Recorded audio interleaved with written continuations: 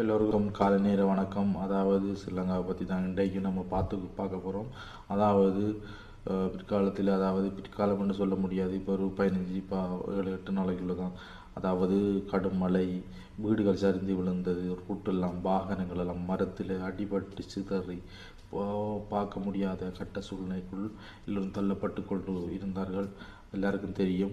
அதாவது கடும் சிரமத்தின் மத்தியில் தான் இப்பயும் வாழ்ந்து கொண்டிருக்கிறார்கள். அவர் உடைமைகள் இல்லை, அதாவது சாப்பாடு, உணவு பொருட்கள் ஒன்றுமில்லாமல் நிறைய கஷ்டப்பட்டு கொண்டிருக்கிறார்கள். அவர்களுக்கு எல்லோரும் இரு கையையும் ஏந்தி அவர்களுக்கு உதவணும். அதாவது இப்பயும் உதவி கொண்டு தான் இருக்கிறார்கள். அது நல்ல வரவேற்கப்பட்ட விஷயம்தான். அதாவது எடுத்துக்கொண்டால் இப்போ எல்லா பகுதியிலையும் அதாவது பொருட்களை சேமித்து அதாவது அந்த மக்களுக்கு கொடுக்கறதுக்குரிய நடவடிக்கையெல்லாம் இப்போ எடுத்துக்கொண்டு இருக்கிறார்கள். அதாவது நல்ல விஷயம்.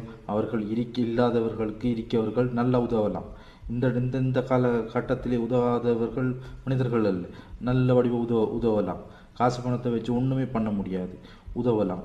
அதாவது நிறைய துன்பம் துயரத்துக்குள்ள இன்னும் இந்த மக்கள் அடிபட்டு கொண்டு தான் இப்போ இருந்து கொண்டு